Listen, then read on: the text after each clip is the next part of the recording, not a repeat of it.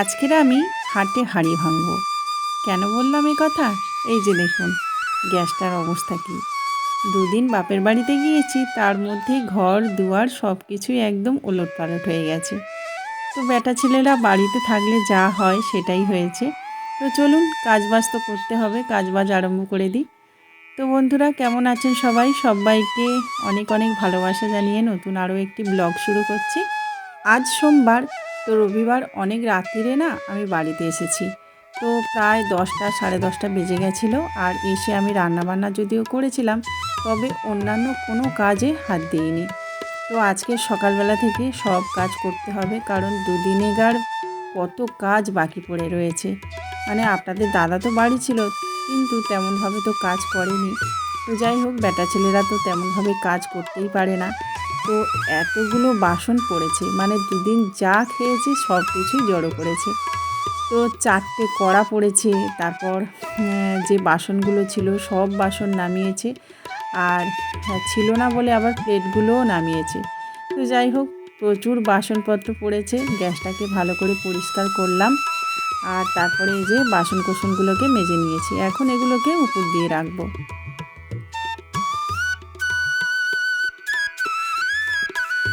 যে কাজটা করে সেই কাজেই কিন্তু সে পারদর্শী হয়ে ওঠে। তো সেই রকমভাবে মেয়েরা দেখবেন সংসারের কাজে পারদর্শী হয়ে ওঠে, কারণ মেয়েরা সেটাই করে, সারাদিন সংসারের কাজ করে। আর যে মেয়েরা আবার অফিস যায়, কাজকর্ম করে, সেই মেয়েরা আবার দেখবেন অফিসের কাজেও কিন্তু পারদর্শী হয়ে ওঠে। তো সেই রকমভাবে আমি তো বাইরে কোনো কাজ করি না, তো সংসারের কাজে মোটামুটি পারদর্শী নয়, তবে মোটামুটি চলনসইভাবে কাজগুলো করে থাকি। তো যাই হোক, অনেকটা বাসন ছিল, সব কিছু পরিষ্কার করে এই উপর দিয়ে রাখলাম। আর অনেক কিন্তু জামা কাপড়ও আছে, তো সেগুলোও কাচতে হবে। তবে আজকের কাচতে পারবো কি না জানি না, মানে মেঘলা মেঘলা করছে। যদি বৃষ্টি হয় তাহলে কাচবো না, আর যদি বৃষ্টি না হয় তাহলে কাচবো। তো এই যে গ্যাসটাকে দেখুন একটু ফিনাইল দিয়ে মুছে রেখেছিলাম। ফিনাইলটা দিলে না তেলের ভাবটা একদম, মানে তেল চিটে ভাবটা একদম কেটে যায়। তো তারপরে একটু শুকনো ন্যাকড়া দিয়ে মুছে নিয়েছি, দেখুন কতটা পরিষ্কার হয়ে গেছে।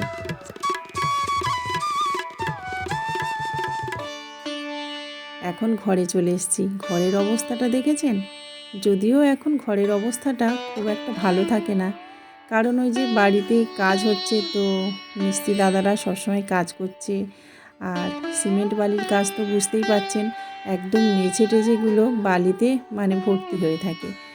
তো এদিকে দেখুন আমি এই যে কাপড়গুলো গুছাইনি, কাল অনেক রাত্রির বেলায় এসেছিলাম। আর এখন এত গরম হয় যে ঘামে মানে শাড়ি তারপর ব্লাউজ সব ভিজে যায়।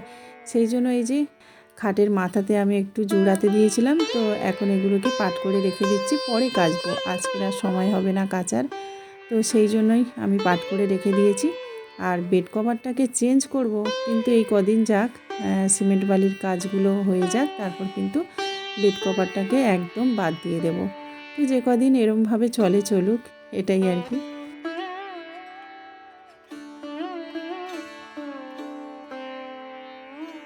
সৌম্যর তো কয়েকদিন ধরে জ্বর, সেই জন্য ওই যে বিছানার কাছেই রেখেছিলাম ওষুধপত্রগুলো। তো রাতে আবার একটু জ্বর এসেছিলো, সেই জন্য ওষুধও খাইয়ে দিয়েছিলাম, রাতে একটু জলপটিও দিয়েছিলাম। কয়েকদিন ধরে না ঘুষ করে জ্বর আসছে, আর ওষুধ খাইয়ে দিলে না আবার জ্বরটা ছেড়ে যাচ্ছে, তার কিছুক্ষণ পরে আবার জ্বরটা ফিরে আসছে। আর জ্বরটা যখন ফিরে আসছে তখন একদম কাঁপ দিয়ে আসছে। জানি না কি হয়েছে, দেখি ডাক্তারবাবুর কাছে যেতে হবে। আর ওষুধপত্র খাইয়েই যাচ্ছি, কিন্তু মানে জ্বরের ওষুধ ক্যালপল আমি খাইয়েই যাচ্ছি, কিন্তু সারছে না। তো এদিকে আমি একটু শোকেসটা মুছে নিয়েছি, কারণ সিমেন্টের ধুলো না চারিদিক ময় হয়ে যাচ্ছে। আর এই যে দেখুন মেঝেতে কত নোংরা, একদম বালিতে ভর্তি হয়েছিল। তো ঝাঁটপাট দিয়ে মুছে নেব। ভাবলাম যে অনেকটা বেলা হয়ে গেছে, মিস্ত্রি দাদারা তো কাজ করছে, ওদের জন্য একটু চা বসাই, আর সাথে সাথে আমাদের জন্য একটু টিফিন করি। তো আজকের ভাবলাম যে একটু চাউমিন করে দিই। আসলে সৌম্যটার না জ্বর মুখে কিছুই খেতে ইচ্ছা হচ্ছে না, তো ভাবলাম যে একটু ডিম দিয়ে চাউমিনটা করে দিই, তাহলে যদি একটু খায়।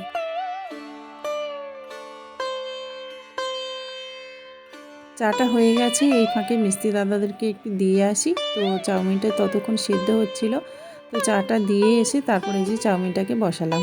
আর আজকে দুজন মিস্ত্রি কাজ করছে, তো 3 কাপ চা দেখলেন, 1 কাপ কিন্তু সৌম্যকে দিয়েছি, কারণ ওর নাকি একটু কাশি হচ্ছে।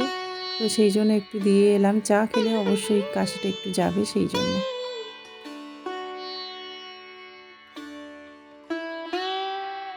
জলে একটু তেল দিয়ে নিয়েছিলাম, সেই জন্য কিন্তু এই যে চাউমিনটা একদম ঝরঝরে হবে। আর একটু সামান্য তেল দিয়ে সিদ্ধ করে নিয়েছি, কিন্তু লবণটা দিতে ভুলে গেছিলাম।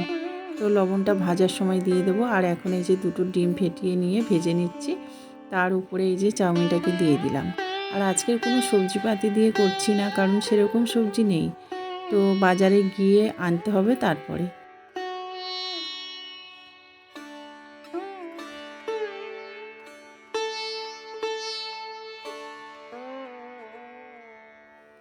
যখন কোনো কিছু রান্না করে ছেলেদের মুখে তুলে দিই, আর তখন যদি খেয়ে ভালো বলে, তখন কিন্তু আমাদের খুব ভালো লাগে, তাই না? তো সেই রকমভাবে দেখুন আজকে শুধু শুধু চাউমিন করেছি, তাও বলছে ভালো হয়েছে। তো সত্যি কেউ যদি বলে ভালো হয়েছে কোনো কিছু, তখন কিন্তু আমাদের ভালো লাগে। তো যাই হোক, এই যে এখন তিনজনে মিলেই একসাথে টিফিনটা খেয়ে নিয়েছি। আর তারপরে দেখুন সকালবেলা আরম্ভ হয়ে গেল বৃষ্টি। ভেবেছিলাম অনেকটাই জামা কাপড় কাচবো আজকে, কিন্তু আকাশের অবস্থা দেখে কাচার প্ল্যানটা একদম বাতিল করে দিলাম। বাপের বাড়ি থেকে এনেছিলাম এই গাছগুলো, তো আপনাদের সাথে তো শেয়ার করা হয়নি কালকে রাত্রেবেলা, তো সেই জন্য আজকে দেখিয়ে দিচ্ছি। এই যে কয়েকটা গাঁদা ফুল গাছ এনেছি, আর সাদা জবা, লাল জবা, এইসব গাছের চারা এনেছি। তো বৃষ্টির মধ্যে এগুলোকে রেখে দিচ্ছি যাতে একটু সতেজ থাকে, কারণ আজকের তো অম্বুবাচী লেগে আছে, সেই জন্য আজকের তো বসাতে নেই। তো আজকের তো বসাবো না, কালকে সেই দুপুরের পর বসাতে হবে। তো সেই জন্যই আর কি, যাতে একটু ভালো থাকে সেই ব্যবস্থা করছি।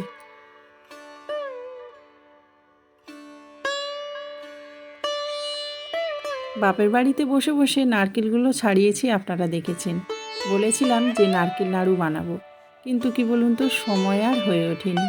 সেই জন্য নারকেলগুলো নিয়ে চলে এসেছি।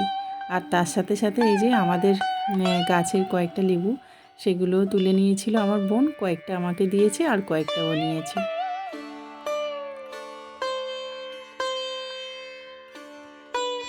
তো ঘর দুয়ার তো এখনও মুছিনি, কারণ ওই যে বললাম সকাল থেকে ভেবেছিলাম অনেকটাই জামা কাপড় কাচবো, তারপর কাচাকুচি হয়ে গেলে আর ঘর দুয়ারটা মুছবো, তারপর স্নান। তো এরকমভাবে প্ল্যান করেছিলাম, কিন্তু ওই যে ভেস্তে গেল প্ল্যানটা। তো এখন ভাবলাম যে ঘর দুয়ারটা মুছে নিই। আসলে কি বলুন তো, আমাদের ঘরের ভিতরে কল, তো কাচাকুচি করলে না তখন আবার ওই জল পায়ে পায়ে সব জায়গায় হয়ে যায়। তারপরে যদি ঘরটা মুছি তখন কিন্তু ভালো থাকে। সেই জন্যই আর কি সকালবেলা ঘরটা মুছে নিই। তো এখন চলে এসেছি ছেলের ঘরে, আর সব ঘরের অবস্থা কিন্তু খুবই খারাপ। ওই যে কাজ তো হচ্ছে, তাছাড়া দুদিন বাড়ি ছিলাম না, একদম সব কিছু অগোছালো হয়ে গেছে। একদিনে আমি সব কিছু গোছগাছ করতেও পারবো না। তো ওই উপর উপর যতটুকু পারি ততটুকুই করছি। তো দেখতেই পাচ্ছেন দুই ভাই একদম, একজন কম্পিউটার নিয়ে ব্যস্ত আর একজন দেখুন ফোন নিয়ে ব্যস্ত। আর শরীর খারাপ বলে আমি কিছু বলতেই পারছি না সৌম্যকে, না হলে কিন্তু ফোনটা ওর হাতে বেশিক্ষণ দিই না। তো যাই হোক, স্কুলে তো গেলই না শরীর খারাপ বলে, যখন তখন জ্বর এসে যাচ্ছে, আর জ্বর অবস্থাতে স্কুলে পাঠাবো, সেই জন্য আর পাঠালাম না।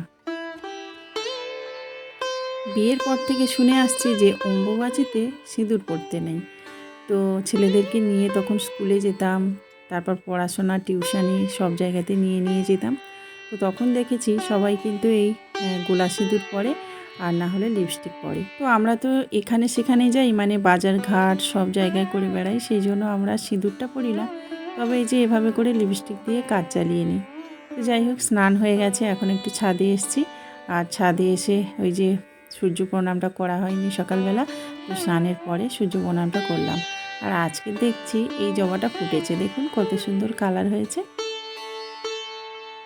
অম্বুবাচীতে আমরা কিন্তু মাটিকে আঘাত করি না, কারণ ধরিত্রী দেবীকে এই সময় পুজো করতে হয়। আর এই সময় নাকি ধরিত্রী দেবী ফুল ফল দেওয়ার জন্য উপযুক্ত হয়ে ওঠে। তো সেই কারণে দেখুন একটা ফুল দিয়ে, আর ওখানে একটা তুলসী গাছ ছিল, তো ওখানে একটু ফুল দিয়ে প্রণাম করে নিয়েছি। এই সময় আমরা চাষবাস থেকে কিন্তু বিরত থাকি। এই সময় কোনো গাছের চারা উপড়ানো বলুন, কোদাল কোপানো বলুন, তাছাড়া কোনো গাছ লাগানো বলুন, এগুলো কিন্তু করি না। কিন্তু বাপের বাড়িতে যখন ছিলাম, ওই যে প্রতিবার গাছপালা নিয়ে আসি, সেই নেশাতে কিছু গাঁদা ফুলের চারা তুলে ফেলেছিলাম। তো অজান্তে হয়ে গেছে, জানি না ভগবান পাপ দেবে কি না। তো ভগবানের কাছে ওই জন্য ক্ষমা ভিক্ষা করে নিলাম। আসলে অজান্তে হয়ে গেলে কিছু করার নেই, তাই না? মনেই ছিল না যে কোনো গাছ উপড়াতে নেই আর কোনো গাছ লাগাতে নেই। তো সেই জন্যই গাছগুলোকে অবশ্য রেখে দিলাম, আজকের আর বসালাম না। তো যাই হোক, অজান্তে ভুল নিশ্চয়ই ভগবান ক্ষমা করে দেবেন। তো ওখানে থাকা এক দাদার বাড়ি থেকে এনেছিলাম, দেখেছিলেন নারকেল ছাড়ানো সেই মেশিনটা। তো দিতে গিয়ে দেখছি যে প্রচুর পরিমাণে ওই যে গাঁদা ফুল হয়েছিল।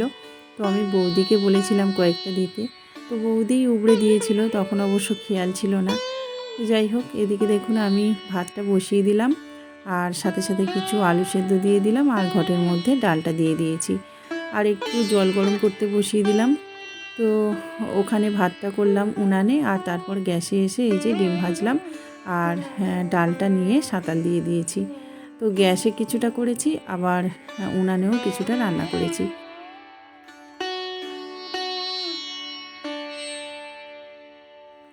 তিনজনে বসলাম একসাথে খেতে।